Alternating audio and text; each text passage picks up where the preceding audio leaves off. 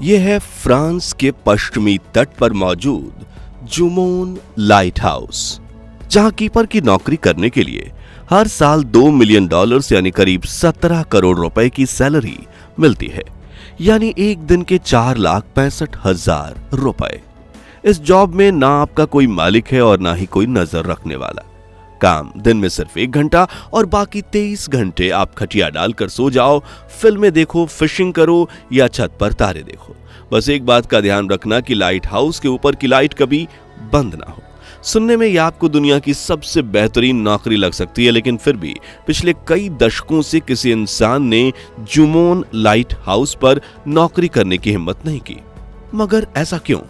आखिर क्यों जुमोन light house को दुनिया का सबसे खतरनाक और रहस्यमय लाइट हाउस माना जाता है? और दुनिया में लाइट हाउस की खोज कैसे हुई थी, जहां कीपर की जॉब को दुनिया की सबसे मुश्किल नौकरियों में से एक माना जाता है? आज इन्हीं रहस्यों से पर्दा उठाएंगे, लेकिन उसके पहले प्लीज आप वीडियो को लाइक और चैनल को सब्सक्राइब कर दीजिए। जुमोन लाइट हाउस की रहस्यमय कहानी जानने से पहले हम समुद्री यात्रा और लाइट हाउस के इतिहास के बारे में जानते हैं।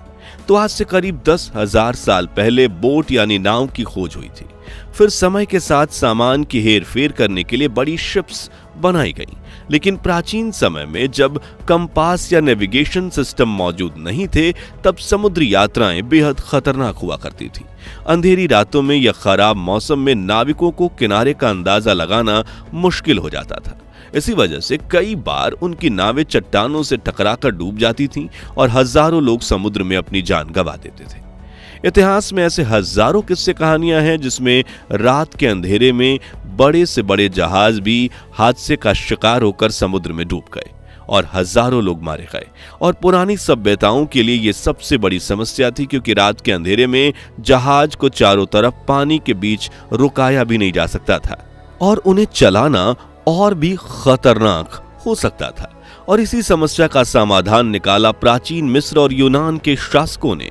इस दौर में लोग किनारे पर ऊंची पहाड़ियों या टावरों पर आग जलाते थे ताकि समुद्री जहाज किनारे का अंदाजा लगा सके। लेकिन जहां ऊंचे पहाड़ ना हो, वहां अब भी खूब हादसे होते थे, जैसे कि इजिप्ट के शहर अलेक्जेंड्रिया में, जो एक कोस्टल सिटी थी और यहाँ की अर्थव्यवस्था सिर्फ समुद्री व्यापार पर टिकी थी। लेकिन यहां सबसे बड़ी दिक्कत यह थी कि शहर के चारों किनारों के आसपास कई बड़ी बड़ी चट्टानें थीं, जिस वजह से यहां बहुत हादसे होते थे। इसलिए अलेक्जेंड्रिया के राजा ने ग्रीक आर्किटेक्ट सोस्ट्रेटस ऑफ कैनेडस से मदद मांगी और उन्होंने 280 ईसा पूर्व में दुनिया का पहला लाइट हाउस बनाया, जो था फेरोस ऑफ अलेक्जेंड्रिया। ये एक बहुत ऊंचा टावर था जिसके ऊपर शाम होते ही आग जला दी जाती थी। यह सिर्फ एक लाइट हाउस नहीं था, बल्कि प्राचीन दुनिया के 7 अजूबों में से एक था। इसकी ऊंचाई, तकनीक और इंजीनियरिंग इतनी अद्भुत थी कि यह सदियों तक दुनिया का सबसे ऊंचा मानव निर्मित ढांचा बना रहा। कहा जाता है कि इसकी रोशनी 50 किलोमीटर दूर से भी दिखती थी, जिससे सैकड़ों जहाजों को सुरक्षित किनारे तक पहुंचने में मदद मिली। इससे बनाने में सफेद संगमरमर का इस्तेमाल हुआ था, जो धूप में चमकता था। वहीं मिस्र में सिक्कों पर इसकी आकृति अंकित थी, जिससे इसका ऐतिहासिक महत्व पता चलता है। फेरोस ऑफ अलेक्जेंड्रिया को लेकर कुछ इतिहासकार ये भी मानते हैं कि इसकी रोशनी इतनी तीव्र थी कि इससे दुश्मन जहाजों को भी जलाया जा सकता था। जिसके बाद 100वीं ईस्वी से 500वीं ईस्वी तक रोमन साम्राज्य ने समुद्री व्यापार को मजबूत करने के लिए कई लाइट हाउस बनाए। ये लाइट हाउस आमतौर पर पत्थर के बने होते थे और इनमें मौजूद ऊपर जलने वाली आग को लौ को सुरक्षित रखने के लिए एक ढांचा होता था। और कुछ रोमन लाइट हाउस आज भी मौजूद हैं, जैसे कि स्पेन की हरक्यूलिस टावर। मगर फिर रोम के पतन के बाद लाइट हाउस का विकास रुक गया। समुद्री यात्राएं भी कम हो गईं और कई पुराने लाइट हाउस तबाह हो गए। केवल कुछ ही जगहों पर लाइट हाउस मौजूद रहे, जैसे इंग्लैंड और फ्रांस के कुछ बंदरगाहों पर। मगर आज से 500 साल पहले सन 1500 में समुद्री खोज का दौर शुरू हुआ। Christopher Columbus, Vasco D gamma और अन्य नाविकों ने नई जगहों की खोज की। समुद्री व्यापार बढ़ने लगा और इसके साथ ही लाइट हाउस दोबारा बनाए जाने लगे। इस दौर में तेल के लैंप और कांच के लेंस का इस्तेमाल लाइट को तेज करने के लिए किया जाने लगा और 1665 में इंग्लैंड के इडस्टोन लाइट हाउस दुनिया के पहले आधुनिक लाइट हाउसों में से एक बना। सन 1800 आते आते लाइट हाउस में अब तेल की जगह केरोसिन लाइट्स का इस्तेमाल होने लगा, जिससे रोशनी और तेज हो गई। साथ ही फ्रेंसल लेंस का आविष्कार हुआ, जिससे लाइट को कई किलोमीटर दूर तक भेजने में मदद हुई। लेकिन उस दौर में भी दुनिया में लाइट हाउस की संख्या इतनी कम थी कि किनारे के पास जहाजों के पत्थरों से टकराने की घटनाएं जारी रहीं। और दोस्तों, समंदर में मौजूद रॉक्स के टकराने से कितने बड़े हादसे होते हैं, इसका अंदाजा आपको इतिहास के सबसे दर्दनाक समुद्री हादसे SS अटलांटिक की कहानी से लगेगा। ये बात है साल 1873 की, जब दुनिया की सबसे बड़ी और सबसे एडवांस शिप SS अटलांटिक समुद्र में हजारों किलोमीटर का सफर कर चुकी थी। लेकिन 31 मार्च की रात इसके साथ एक ऐसा हादसा होने वाला था जिसके बारे में सुनकर आज भी हमारी रूह कांप जाती है। उस रात ये शिप नॉर्थ अटलांटिक महासागर में सफर कर रही थी। इस दौरान उसका एक समुद्री तूफान से भी सामना हुआ, लेकिन ये जहाज उसे आसानी से पार कर गया, जिससे कैप्टन और शिप में सवार 1000 लोगों ने चैन की सांस ली। लेकिन वो ये नहीं जानते थे कि ये तो बस चुनौती की शुरुआत थी। कुछ देर बाद ही चारों तरफ कोहरा छा जाता है और अंधेरे में कप्तान को समुद्र में कुछ दिखाई नहीं देता। वो बाद में अपने कंपास और शिप पर बनी बालकनियों में खड़े लुकआउट्स पर निर्भर थे। ये ऐसे लोग होते हैं जो चारों तरफ नजर रखते हैं और कोई खतरा दिखते ही कप्तान को खबर देते हैं। अब रात के करीब 3:15 पर एक लुकआउट को सामने की तरफ से लहरों की किसी चीज से टकराने और वापस आने की भनक लगती है और वो तुरंत चिल्लाते हुए कप्तान तक ये खबर पहुंचाता है। लेकिन तब तक बहुत देर हो चुकी थी और SS अटलांटिक एक चट्टान से टकरा जाती है और इसमें इतना बड़ा छेद हो जाता है कि पानी इसके अंदर घुसने लगता है, जिसके चलते कुछ ही देर में कभी ना डूबने वाला ये जहाज पूरी तरह से पानी में समा जाता है और इसमें सवार 1000 मुसाफिरों में से 580 पैसेंजर्स की मौत हो जाती है। उस वक्त अटलांटिक महासागर में ऐसी एक भयंकर जगह थी उत्तरी फ्रांस में ब्रितानी कोस्ट लाइन, जहां खूब छोटी बड़ी चट्टानें मौजूद थीं जो कई शिप्स को डुबा चुकी थी। वहीं यहां का मौसम भी हमेशा नाराज रहता था, इसलिए समुद्री तूफान आना आम था। इसी कारण से सन 1888 से 1904 तक यानी 16 वर्षों में वहां 31 जहाज चट्टानों से टकराकर तबाह हो गए। मगर सबसे बड़ा हादसा हुआ सन 1896 में, जब SS ड्रमोंड कैसल नाम का जहाज फ्रांस के पास चट्टान से टकरा गया और पलक झपकते ही 250 लोगों को साथ लेकर डूब गया। इस साल यहां हुए एक भयानक समुद्री हादसे ने सबको झकझोर कर रख दिया। एक तूफान में 50 से ज्यादा नावें डूब गईं और कई नाविकों की मौत हो गई। इस घटना के बाद फ्रेंच सरकार ने फैसला किया कि इस इलाके में एक शक्तिशाली लाइट हाउस बनाया जाएगा ताकि जहाजों को खतरों से बचाया जा सके।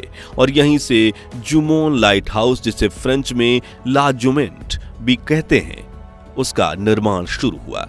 लेकिन यह उतना भी आसान नहीं था। अगले 10 सालों तक इस लाइट हाउस को बनाने की नाकामयाब कोशिश की गई, लेकिन हर बार भयावह लहरें और इसके कंस्ट्रक्शन को तहस नहस कर देती थीं। इसी तरह 1904 में जबरदस्त तूफान आया, पूरा अधूरा बना ढांचा लहरों में बह गया और सबको लगा कि यह प्रोजेक्ट कभी पूरा नहीं होगा। मगर सन 1911 में फाइनली इसे बनाकर तैयार कर लिया गया। मगर यहां जिस पहले कीपर ने नौकरी की, उसने 5 महीने में ही नौकरी छोड़ दी और उसने कहा कि मैं वहां 5 महीने जिंदा रहा, यह किसी चमत्कार से कम नहीं है। लेकिन ऐसा क्यों? तो इसके पीछे कई कारण हैं।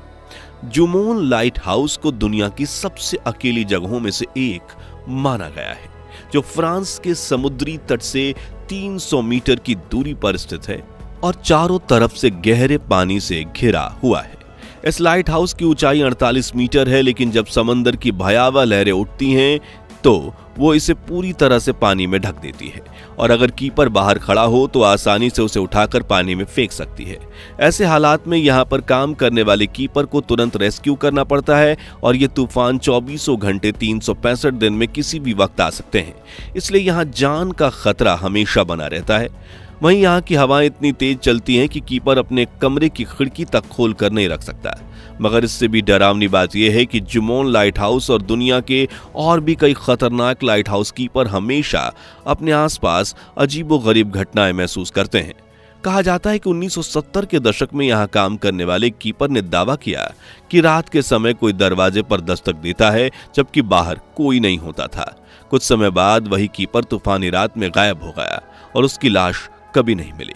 इतना ही नहीं, इतिहास में यहां काम करने वाले कीपर्स अपनी नौकरी कई बार कुछ महीनों तो कई बार कुछ दिनों में छोड़कर भाग गए हैं, क्योंकि किसी के चलने, फुसफुसाने और खिड़कियों पर दस्तक देने की आवाजें सुनाई देती थीं, लेकिन देखने पर वहां कोई नहीं दिखाई देता था।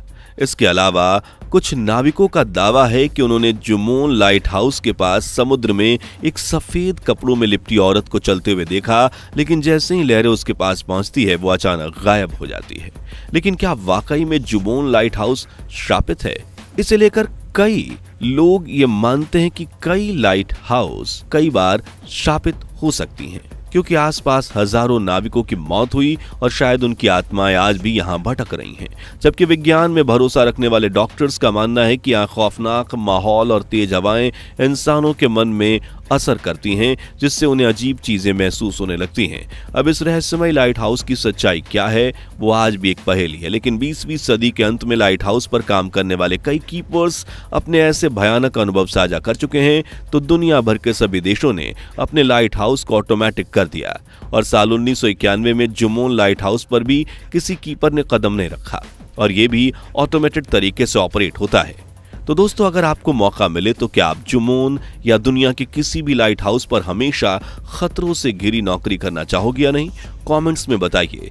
अगर ये वीडियो अच्छी लगी हो तो इस वीडियो को लाइक करें और शेयर करें। 8000 लाइक्स का लक्ष्य है, ये जरूर करवा दीजिए और ऐसे ही रोचक वीडियोस के लिए हमारे चैनल को सब्सक्राइब करके पास वाली घंटी जरूर बजा दीजिए। जय हिंद, जय भारत।